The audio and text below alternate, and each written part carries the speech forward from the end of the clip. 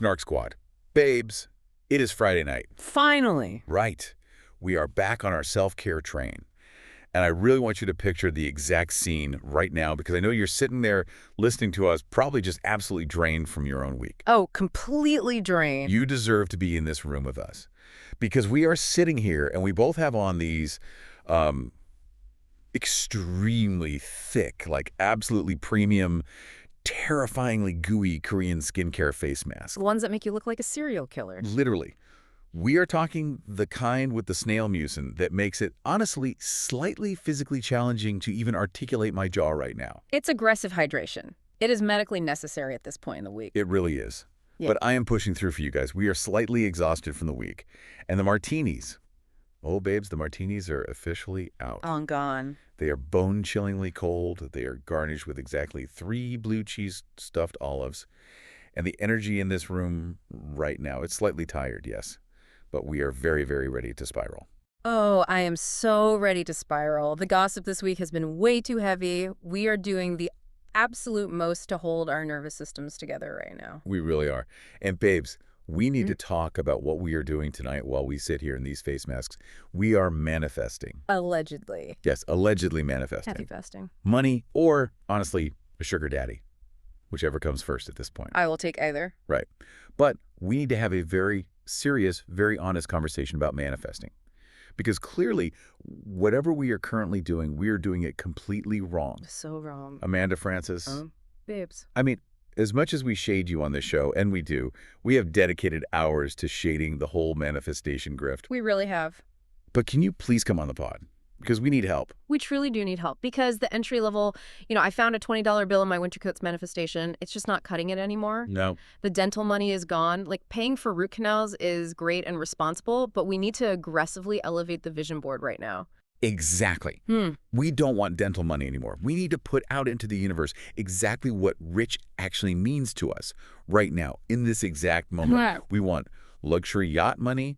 We want daily in-home deep tissue massage money. Oh, absolutely. We want, like, buying a Louis Vuitton bag on a random Tuesday morning for absolutely no reason, just because we like the smell of the leather money. That is the exact vibration I am trying to step into. I love that for you. I have been doing my chaotic, fake affirmations mid-sip of my martini all night.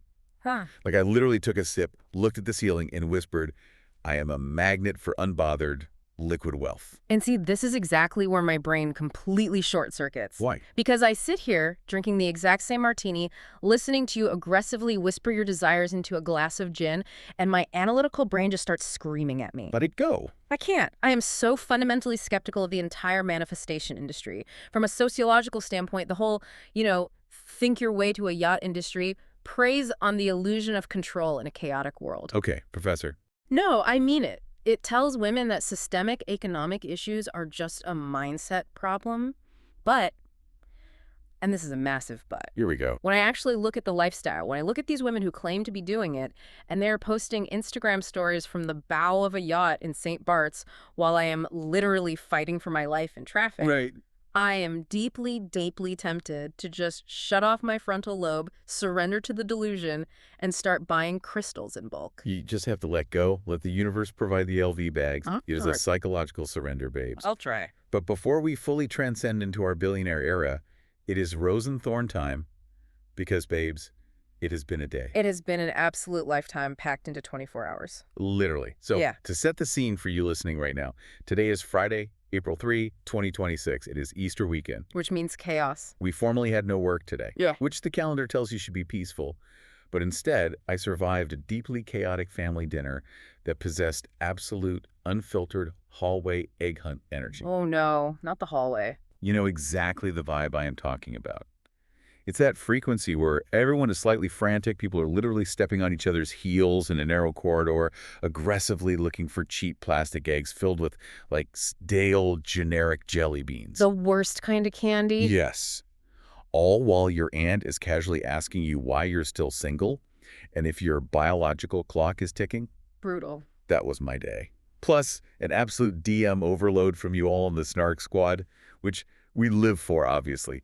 But my phone battery was actively fighting for its life. Oh, my phone was melting. So what is your rose and what is your thorn for today? Okay, my rose. My rose is honestly the physical act of sitting down right now. Valid. Like the exact millimeter of a second where the cold fist mask hit my skin and the freezing martini hit the glass. The silence of this room before we hit record was pristine. It was spiritual. It really was. And your thorn. My thorn was attempting to navigate a suburban grocery store on a holiday weekend. I watched two fully grown, upper-middle-class adults get into a silent, passive-aggressive shopping cart standoff in the dairy aisle over the absolute last carton of heavy cream.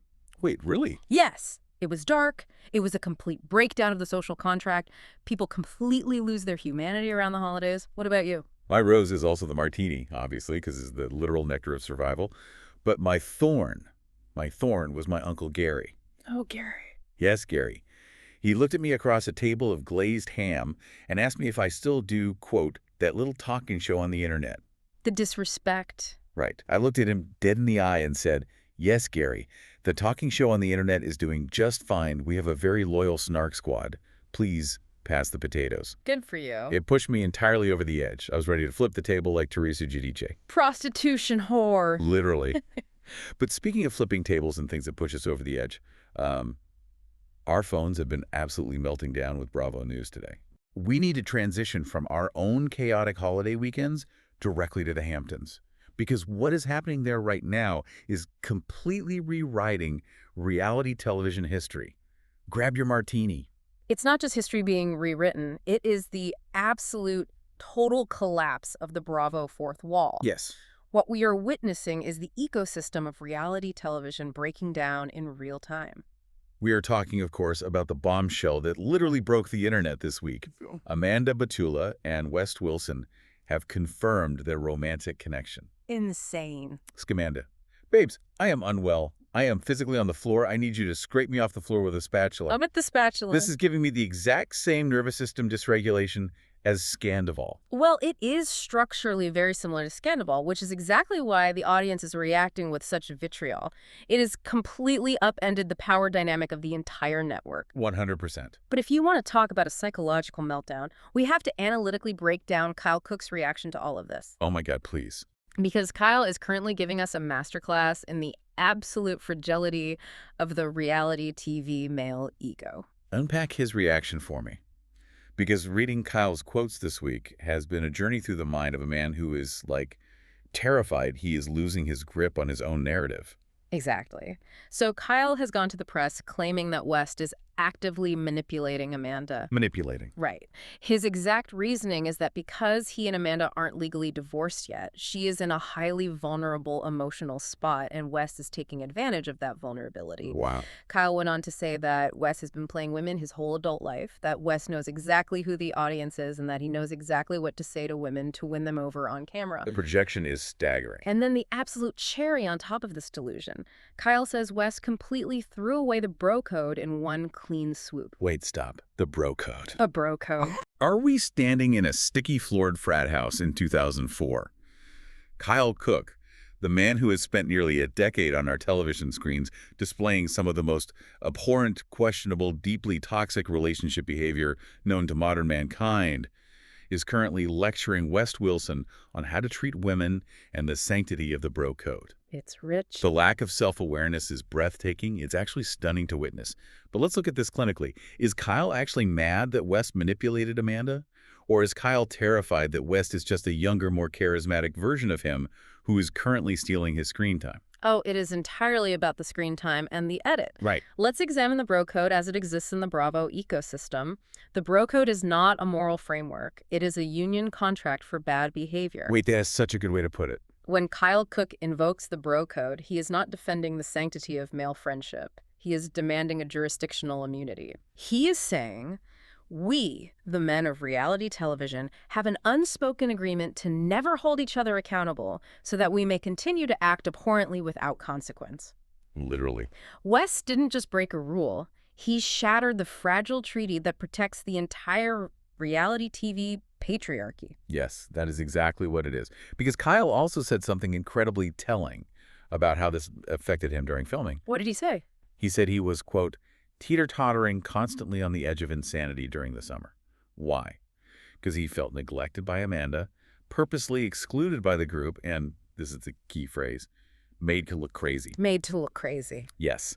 Kyle is mad because West positioned himself as the knight in shining armor, standing up for Amanda, checking Kyle's behavior on camera, and completely ruining Kyle's edit. Precisely. And this leads directly to Kyle's ultimate threat, which is a literal threat to the production of the show itself. Oh, the vibes quote. He claims the entire premise of Summer House is now in jeopardy. He stated, quote, "You can't shoot Summer House if the vibes are off. We're not actors." I can't. He is subtly threatening the network. He's saying if he has to be forced into a house with West and Amanda together, he will refuse to participate in the mechanics of the show. The absolute unmitigated audacity of Kyle Cooke to look Bravo producers in the eye and say the vibes are off when he has been the primary radioactive source of bad vibes for 10 consecutive seasons. Literally holding the show hostage. But listen, as much as I want to spend the next hour dragging Kyle through the mud, yeah, we have to pivot. We have to talk about the actual real victim in all of this collateral damage, and that is Ciara Miller. Justice for Ciara. I am spiraling over the betrayal of Ciara. Let's look at the timeline of this hookup, because it is damning. The timeline is the smoking gun of this entire scandal. Yeah. It elevates this from a messy reality TV hookup to calculated psychological cruelty. Exactly. So let's trace it back. West and Ciara hooked up back in 2023. They had their drama, they split, he gave his little puppy dog apologies. Right. But then, sources are confirming they allegedly rekindled things in late 2025 into early 2026. We are talking mid to late February of this year. Wow. That is literally 3 to 4 weeks before Amanda and West publicly announced their romance.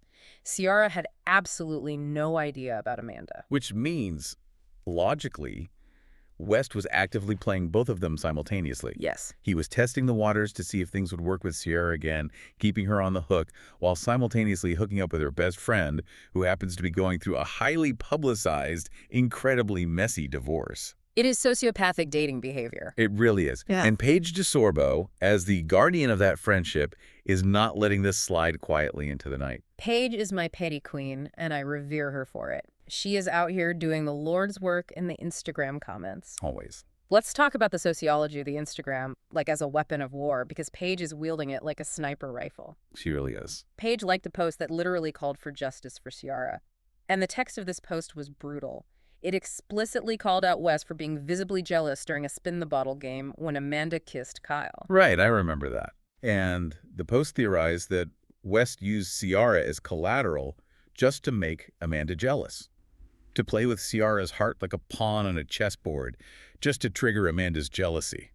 Deranged. Fully deranged. And then Paige also reposted a quote to her stories about being, quote, self-centered, but at least not male-centered.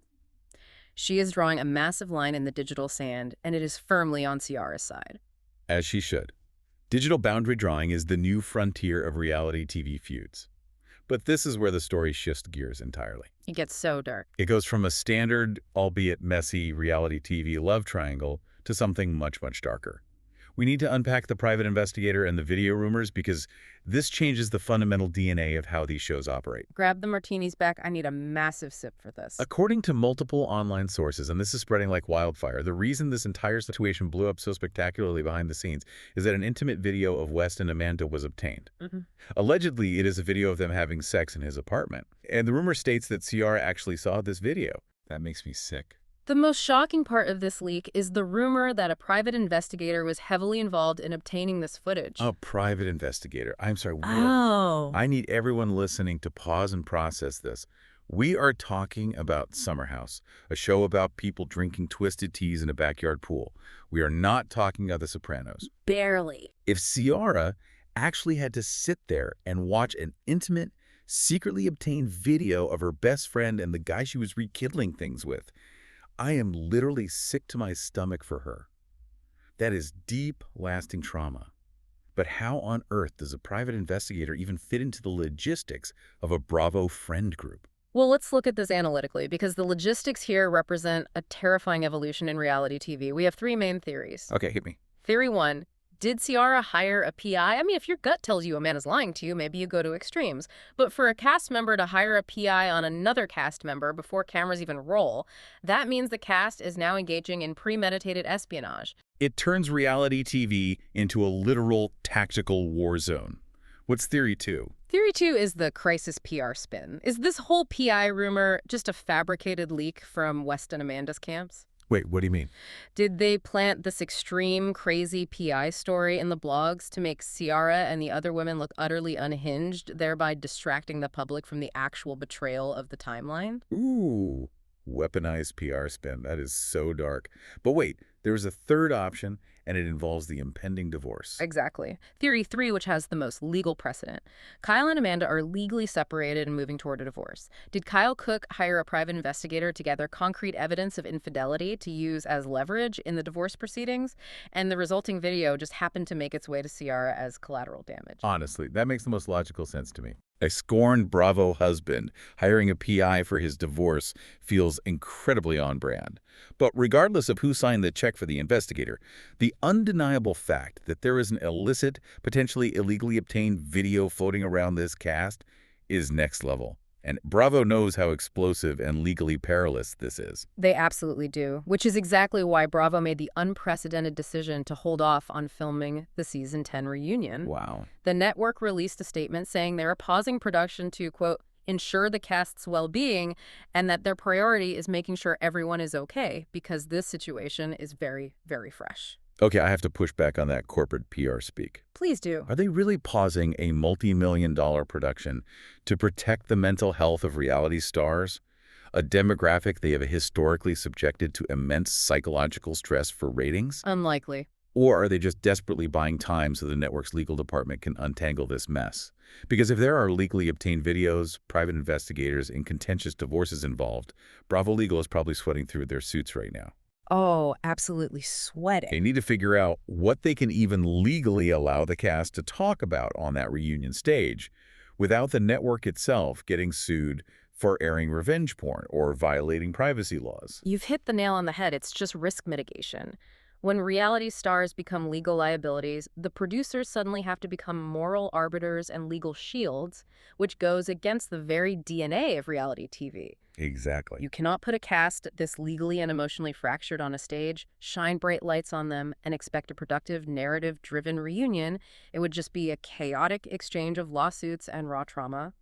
The delay gives everyone a minute to breathe, lawyer up, and figure out their defensive narratives. Well, the wait is going to slowly end my life. Yeah. But speaking of shifting boundaries, transparency, and very unorthodox financial arrangements, we need to take a private jet from the dark legal mess of the Hamptons up to the crisp air of New England. Oh, yes, we do.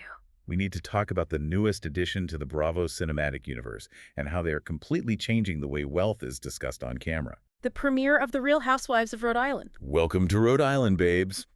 I watched this premiere, and I was instantly, irrevocably obsessed. Same. The cast, Rosie DeMare, Alicia Carmody, Ashley Iaconetti, and Liz McGraw. They were all on Watch What Happens Live this week.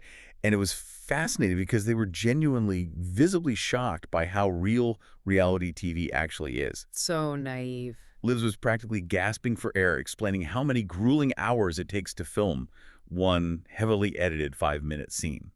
It is so fascinating to watch the newbies realize they've essentially signed their souls over to a grueling, repetitive job. It's the loss of innocence for a new housewife. Literally. The realization that reality TV is not just living your life with a camera in the corner. It is a highly structured, emotionally taxing production schedule.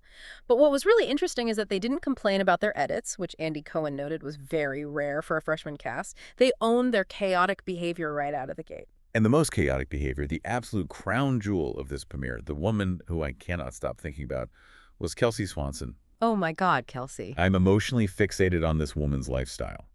I need to paint this picture for you listening right now so you can fully grasp the absurdity. Paint it. Kelsey lives in a 16,000 square foot home. Massive. She has 4 separate kitchens. 4. Why does any single human being need to boil pasta in 4 entirely different wings of a house? Don't. And she has exactly 79 televisions. 79. Yeah. Who's physically counting them?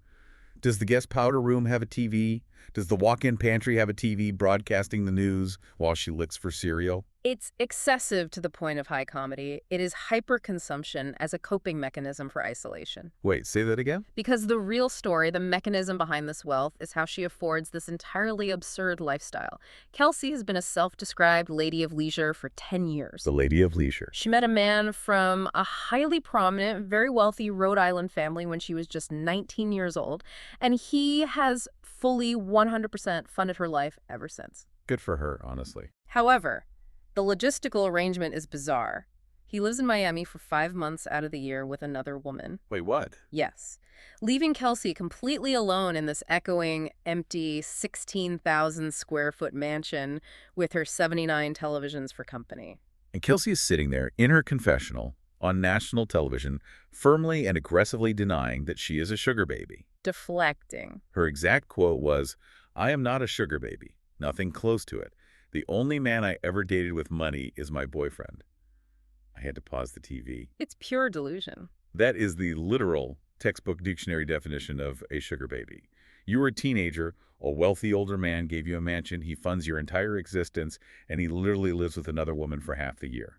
Why is she so desperate to cling to the word boyfriend? Because of the cognitive dissonance required to survive that lifestyle, claiming the title of boyfriend is a psychological shield against societal judgment. Oh, that makes sense. Reality stars often cling to traditional moral labels like relationship or boyfriend while living entirely untraditional transactional lives.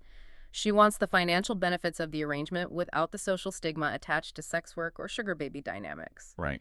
She claims she loves her solo time when he's gone. However, she's 30 now, and she admitted she's at a crossroads. She wants a committed traditional relationship, but she knows he is never going to change. Sad, honestly. And this overt, bizarre arrangement immediately put a massive target on her back with the other women, because the unwritten rule of Housewives is that you must declare the exact origin of your wealth, or the pack will tear you apart to find it. Oh, and Rosie DeMar led the pack. Rosie was not having it. Rosie went straight for the jugular at the very first group event. She did. Rosie basically subjected her to an interrogation, asking if Kelsey is technically a polygamist. A polygamist. Rosie literally looked at her and said, "Her boyfriend has a girlfriend here and a girlfriend in Florida? No." And then, when Alicia Carmody innocently wondered how they split the holidays, Rosie escalated it to a 10 and asked if Kelsey has another boyfriend on the side to compensate for the 5 months he's in Miami. And Kelsey's reaction was chilling. It was literal mob wife levels of cold. Ice cold. In her confessional, she warned Rosie, stating flatly that asking these questions and making assumptions is, quote, going to end up ugly for you. A day one threat. Incredible television. And then in the preview for the rest of the season, Kelsey casually drops the line that the two people in my life are the most wonderful people ever, basically confirming out loud that she does have two boyfriends. She just outed herself. I am obsessed with her utter lack of shame. But I have to ask you, sitting there listening to us right now, put yourself in Kelsey's shoes. Would you take the 79 TVs, the 4 kitchens, and the 16,000 square feet if it explicitly meant the man funding it was in Miami with another woman for 5 months of the year? Be totally honest with yourself. I think if you polled the audience anonymously, a staggering number of people would take the 79 TVs and highly enjoy the 5 uninterrupted months of peace. I would. I really would. But navigating the public reaction to that deeply unconventional lifestyle is going to be brutal for her, which perfectly segues into Andy Cohen's advice to this freshman cast on Watch What Happens Live. Andy essentially sat these newbies down and handed them a reality TV survival guide. Read the Gospel of Andy to me, because veterans need to hear this too. His delivery was incredibly dry. He told them, first and foremost, do not read the comments because social media is not reality. Sure. He emphasized that the public reaction is never actually as great as the praise makes you feel, and it is never as bad as the hate makes you feel. He told them to stay in the present moment with each other and not let the shady things said in confessionals tear their actual friendships apart once the show airs. Good luck with that. Exactly. He reminded them they are part of a very small, highly exclusive, chosen group of under 200 housewives worldwide, so they should try to enjoy the ride. And then my personal favorite piece of advice, he famously added, maybe don't start a podcast. Okay, Andy, the absolute unfiltered shade of it all. It's so directed. Because it is so true. Every single Bravo star, the second they get 3 episodes deep into a season orders a microphone off Amazon, sets up a ring light in their living room, and suddenly thinks they are Barbara Walters. That's a plague. Maybe don't start a podcast. I mean, I feel personally attacked as we sit here recording our own show, but he is fundamentally right. Why does every reality star feel the need to start a podcast? Because of the parasocial economy, they realize that controlling their narrative outside of the producer's edit is the new metagame. Oh, that makes total sense. If they have a podcast, they can explain away their bad behavior on the show before the episode even finishes airing. It's an attempt to reclaim the power they signed away in their contracts. Well, present company excluded, of course, because we are providing a vital analytical public service to the Snark Squad. Obviously. But while these Rhode Island newbies are just learning how to fight and taking Andy's advice on how to survive the machine, over on the West Coast, the veterans are giving a terrifying masterclass in mutually assured destruction. Oh, boy. Let's travel from Rhode Island to Italy. The Real Housewives of Beverly Hills. Season 15, Episode 16, The Dinner from Hell. Yet another dinner from hell. These women cannot consume a single piece of focaccia bread without attempting to systematically ruin someone's life. Never. So we are at this dinner in Italy, and Dorit Kemsley and Kyle Richards finally hit a massive, impenetrable wall in their decade-long friendship. Kyle looks at Dorit across the table, exhausted, and just point-blank says, "If you want to continue to look for the negative with me all the time, you don't have to be my friend. I'm done fighting with you." It was a very definitive final statement from Kyle. It raised the question of when does a reality TV friendship officially expire?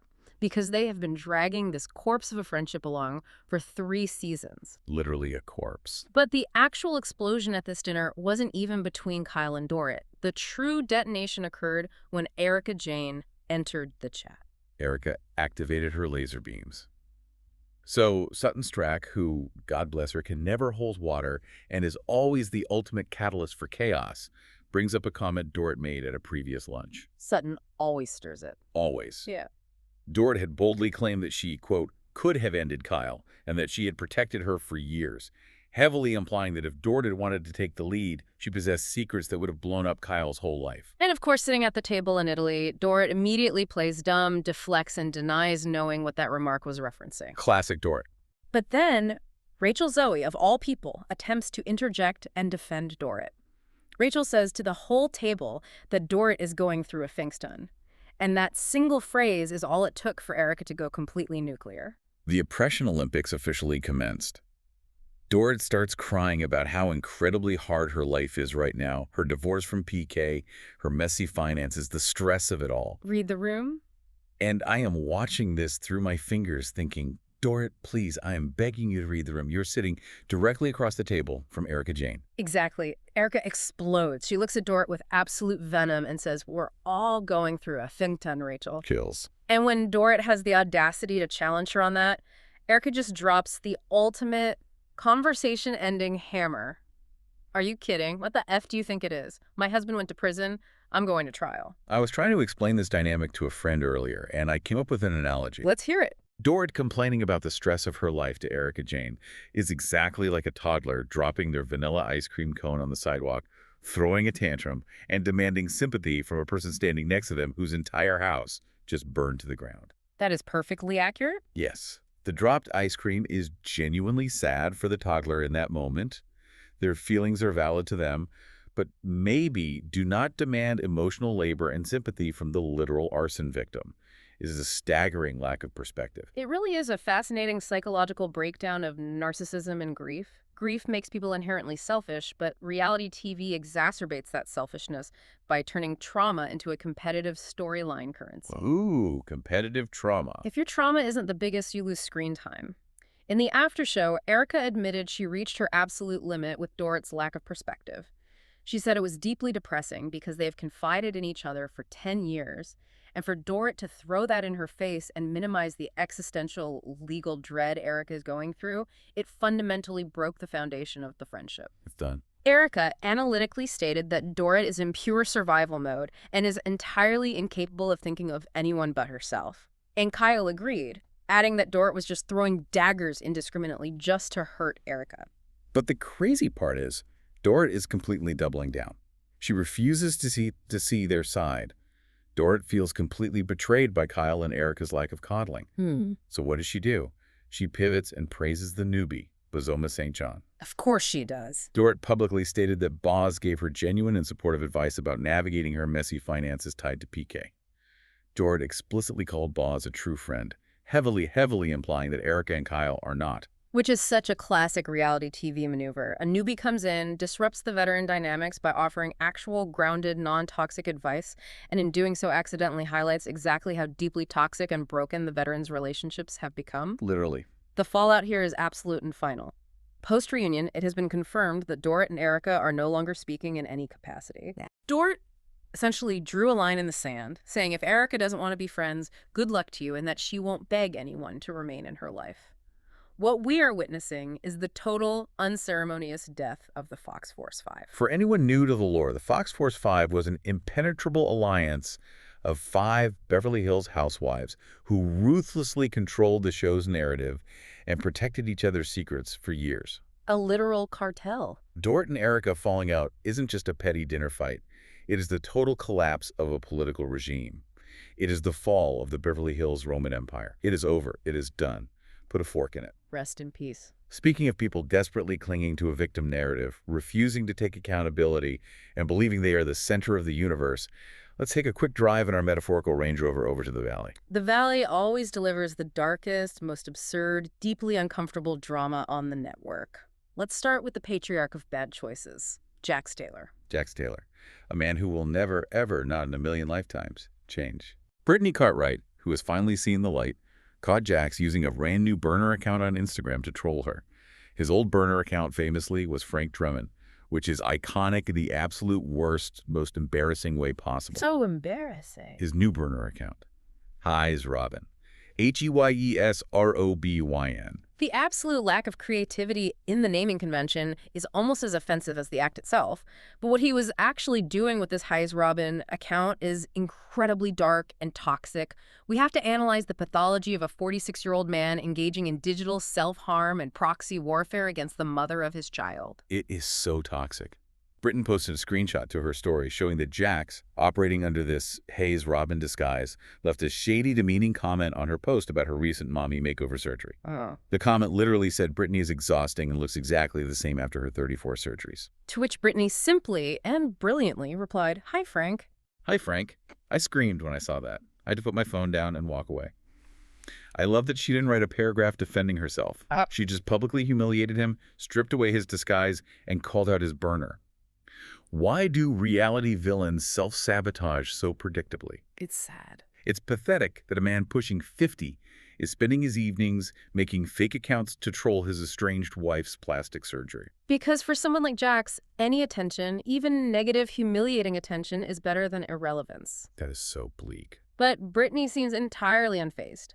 She gave a very clear update on their divorce proceedings. She stated she has primary custody of their son, Cruz. They are attempting to co-parent, though she candidly admits it's incredibly difficult given his behavior, and most importantly, she is firmly planted in their house. Yeah. She's just waiting for the final appraisal to finalize the asset split, but she made it abundantly clear to the press, that's my house. Good for her. Kick him out, keep the house, protect Cruz at all costs. Yeah. But Jax isn't the only cast member on the Valley dealing with the consequences of their actions and intense internet hate. We have to unpack the absolute delusion of the Capernas. Oh, Janet and Jason. Janet and Jason Caperna. Yes. So for context, Janet and Jason have been facing a massive, unrelenting wave of fan backlash because of their treatment of Danny Bucco during season 2. It was so mean. The viewers felt that they relentlessly attacked Danny, turned the group against him, and were unnecessarily cruel to the point where a significant portion of the fan base was actively petitioning to have them cut from season 3. And Janet and Jason's response to this entirely valid fan critique of their interpersonal behavior is something else. I need you to read this next part neutrally, because if I read it, I will start screaming and my face mask will crack completely off my jaw. I will report this strictly as factual statements made by the cast. Please do. Janet addressed the overwhelming fan hate by attributing it to her and Jason being outspoken liberals. She explicitly stated that they care deeply about human rights, minorities, and people in general. Okay. Janet's overarching claim is that there is a large segment of viewers who do not align with those specific political values, and therefore those viewers will never like them or agree with them completely regardless of how they treat their friends on the show. She equated the reality TV criticism of her mean girl behavior directly to a broader political and moral divide in the country. Okay. Thank you for the neutral delivery. I am taking deep, centering breaths. Breathe. I will not touch the political aspect of that statement because we are not a political show. We're here for reality TV snark. But I will focus entirely on the psychological gymnastics of what she just did, and then I'm going to absolutely roast her husband, Jason. Because what Janet is doing is employing a psychological concept called moral licensing. Right. She is saying, because I hold the correct moral political views on a macro level, my interpersonal cruelty to my friends on a micro level doesn't count, and if you criticize me, you must be a bad person. It's manipulative. It is a brilliant, terrifying shield against accountability. But Jason decided to chime in and defend their villain edit with an analogy that I will literally be thinking about on my deathbed. Jason's analogy belongs in the reality TV Hall of Fame for pure, unadulterated ego inflation. You said, and I quote verbatim, "It's actually impossible to be liked by everybody. I'm sure that if Gandhi was alive, he'd have a lot of haters." Not saying that we're Gandhis. I'm just going to an extreme example. Let the record show. He compared the public backlash of his reality TV behavior, specifically yelling at his friends, to the life of Mahatma Gandhi. Did a man whose primary claim to fame is appearing on a Bravo spinoff really just compare his reality TV villain edit to Mahatma Gandhi? I am fully spiraling. It is unbelievable. Jason, look at me. You are a lawyer in Los Angeles fighting with Kristen Dout at a sports bar in West Hollywood on a Tuesday afternoon. You are not leading a non-violent independence movement against the British Empire. The delusions of grandeur. Truly grand. I need a team of neurologists to study the brains of reality TV stars, because the messiah complex they develop when facing criticism is truly dangerous. It is a remarkable, almost clinical level of deflection. Instead of engaging in any self-reflection and saying, hey, maybe we came across too harshly when we were screaming Danny, their ego protection mechanism jumps straight to, we are political martyrs, and also we share the same burden of public scrutiny as Gandhi. Insane. It's a fascinating display of psychology. It is high art. It belongs in a museum of narcissism. Just to quickly round out the Valley news before we move on, a quick update on Kristen Dout. What's Kristen doing? She was on WWHL and told Andy she still texts Ariana Madix every week or two, which proves that reality TV trauma bonds are stronger than super glue. They really are. But the crazy part is, her and Luke Broderick are planning to pack up and move to Nashville. Luke has a house in Colorado, but he says they can get a full acre of land and a 3,000 square foot house in Nashville for under $1 million. Which, purely from an economic standpoint, makes total sense. The changing economy of reality TV is forcing stars to escape Los Angeles for cheaper real estate markets, because the Bravo paycheck doesn't stretch like it used to. Very true. But logistically, you have to wonder how that impacts her role on a show literally called The Valley. Right. Like, is she commuting from Tennessee to the San Fernando Valley just to fight with Janet Caperna about Gandhi? The carbon footprint of that drama is going to be massive. Massive. But let's leave the petty internet trolls and the messiah complexes behind, because we have to travel down to Atlanta, where the drama is no longer petty. It has terrifying, real-world, deeply sad legal consequences. Yes. We are shifting gears entirely from reality TV squabbles to a very grim, very real family court situation. Kim Zolciak has officially lost custody of her 4 minor children to her estranged husband, Kroy Bierman. This is so profoundly dark. I remember the early Don't Beat Hardy days when they seemed so deeply in love and happy, and now it is just an absolute heartbreaking tragedy. It's a massive fall from grace. How does reality TV fame mask this level of deep familial dysfunction until it entirely snaps? What are the actual legal facts of this custody ruling? According to court documents obtained and published by TMZ, a Georgia judge issued a strict order that Kim cannot see her kids, KJ, Cash, Kaya, and Kane, from April 3 until at least April 13th. Wow. Furthermore, the judge mandated that she must complete 4 mandatory parenting therapy sessions before she can even legally petition the court to see them again. To have a family court judge legally ban a mother from seeing her children for 10 days and mandate intensive therapy, the judge must have been presented with something highly, highly concerning. Family courts do not do that lightly. What exactly is Kroy alleging in these filings? Croy's allegations in his filing for full sole custody are severe. He claims Kim entirely, repeatedly missed her court-ordered therapy sessions. Ah, good luck. He noted to the court that she left the country for 5 consecutive weeks to film 2 different reality shows, abandoning the family during a crisis. And most alarmingly, he stated that during the one single night she did spend with the children recently upon returning, one of the minor kids was bitten by a dog while solely in her care. That is horrific. Analyze the psychology of that for a second. Your family is in a very public, very traumatic crisis. You are facing foreclosure, and your instinct is to leave the country for 5 weeks to film television shows. It's pure escapism. And then you come back for one night, and your child gets injured. I mean, Kim responded to this, right? She had to the press to defend herself. She did. She went straight to TMZ and claimed Croy is orchestrating a smear campaign to defame her character. Her defense was that she spent those 5 weeks working on TV shows to, quote, support my family and make sure my children are cared for, implying she is the sole financial provider and that she refuses to be bullied by him. Wait, I have to push back on her defense. Is she really filming reality TV to support her family? Or is she filming because she is addicted to the validation of the cameras and cannot face the quiet, depressing reality of her crumbling life in Atlanta? It's a valid question. Because regardless of the PR spin she puts on it, the judge looked at the hard evidence, ignored the spin, and ruled in Croy's favor, mandating she stay away. Exactly. The court doesn't care about PR. It's a devastating situation for those 4 kids who are right in the middle of their incredibly vulnerable middle school and early teen years, dealing with this highly publicized trauma where their parents' worst moments are blog fodder. It's heartbreaking. And it casts such a dark, unshakable shadow over her entire legacy on the network. We desperately need a pivot. Yes. We need an emotional palate cleanser and some light news from Atlanta, because my martini cannot handle this level of depression. What is going on with the RHOA Season 17 reset? Because we really need a reset. Fortunately, Portia Williams is promising exactly that, a massive reset for the franchise. RHOA Season 16 was incredibly dark, with the mid-season cast shakeups, the poster board chaos, and literal, actual gun threats being made. Dark. But Portia went on record this week explicitly promising that Season 17 is not a dark season. Thank God. Portia returning is the only thing keeping my hope alive. Why do networks have to forcefully reset shows like this? Because the audience has a breaking point, right? Absolutely. There is a line between entertaining conflict and watching people's lives get destroyed.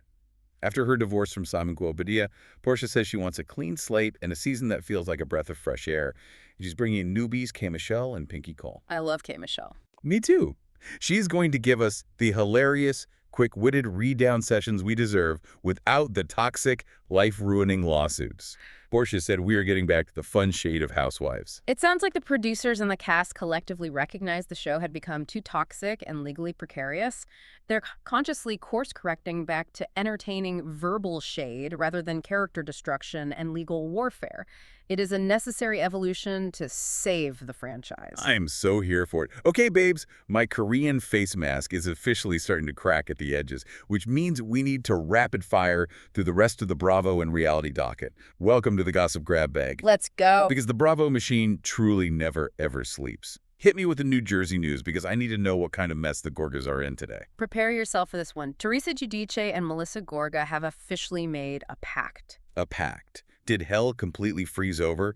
Did pigs sprout wings and fly over the New Jersey Turnpike? What do you mean a pact? Apparently so.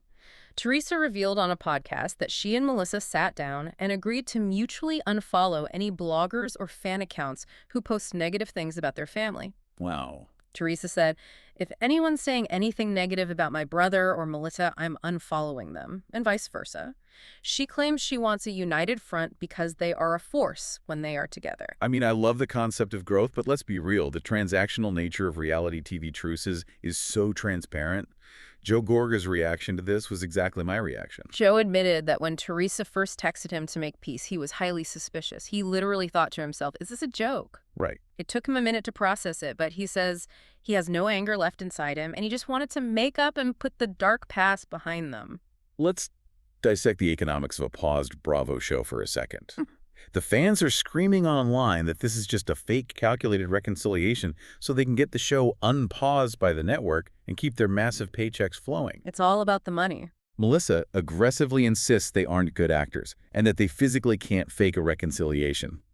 But is it a coincidence that the minute their income stream is threatened by a show pause, they suddenly find it in their hearts to forgive a decade of deep blood-feud hatred? I give it exactly 3 episodes before Teresa snaps and throws a table of sprinkle cookies at her head. Oh, the sprinkle cookies. Okay, what is next in the grab bag? We have some serious ethical casting fallout over at Vanderpump Villa. Lisa Vanderpump has completely, entirely edited Dakota Mortensen out of the upcoming season 3. Oh, wow. I mean, I know why, but walk the Snark squad through the details of this HR nightmare. Why is he being erased from the narrative? It stems directly from his highly publicized relationship with Secret Lives of Mormon Wives star Taylor Frankie Paul. A 2023 domestic violence video resurfaced showing Taylor throwing heavy metal chairs at Dakota with her young daughter standing right nearby. Because of the intense controversy surrounding this dynamic, Lisa Vanderpump released a statement saying they scaled back his entire storyline and removed him in post-production to avoid shining a spotlight on something so triggering and controversial. Which, frankly, is the ethical and correct PR move by Lisa and Hulu. When reality stars become PR liabilities involving domestic violence, the network has to intervene. But there is a massive, brand new twist to this story that completely flips the script, right? There is. A brand new police report from February 2026 just surfaced online. In this recent, separate incident, Dakota actually called the police and accused Taylor of assaulting him. Wait, really? Yes. He told police there were 2 distinct incidents of physical assault involving her grabbing, scratching, shoving, and striking him, and the police took photographic evidence of fresh scratches on his neck. What an absolute, deeply toxic, harrowing mess of a relationship.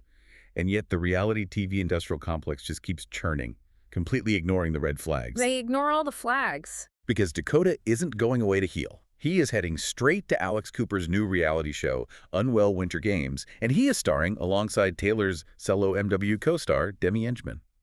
The reality TV incest is truly wild. Networks just cycle these deeply damaged people through different shows because toxicity equals ratings. Exactly. Speaking of toxic men cycling through shows and avoiding accountability, give me the Southern Hospitality update. Will Kulp. He had a disastrous final season, getting credibly accused of cheating on his long-term girlfriend, Emmy, fighting with everyone in the cast, and generally being a menace. The worst. He bailed on the season 3 reunion, refusing to face the music and quit the show. A coward's exit. You take the paycheck, you have to take the reunion lashing. Exactly. But then, months later, he audaciously shows up on the main floor at BravoCon 2025. He was just walking around the convention center, soaking up the attention, taking photos with fans as if he was still a beloved cast member. The absolute nerve. He refuses to face the accountability of the reunion stage, but he will gladly show up for the free Tito's vodka and fan selfies at BravoCon. He just wants the perks. He wants all the perks of reality TV fame with 0 of the emotional labor. How did the rest of the cast react to him parading around? His former co-stars were visibly disgusted. Bradley Carter summed it up perfectly. He said, if you get fired from a job or quit in disgrace, you don't show up to the annual work conference 3 months later just to kiki and get all the free drinks. Bradley is right. And Mia Ilario absolutely nailed his psychology, saying Will simply likes the attention and cannot let go of the spotlight. Mia is spot on. He is a clout chaser, the highest, most desperate order. Okay, end this grab bag with some vintage foundational lore. Take me back to the golden era of reality TV. Take me to Mob Wives. Drita Davanzo recently went on a podcast and casually revealed a wild, almost unbelievable piece of production history. Disgraced convicted producer Harvey Weinstein actually produced Mob Wives through the Weinstein Company.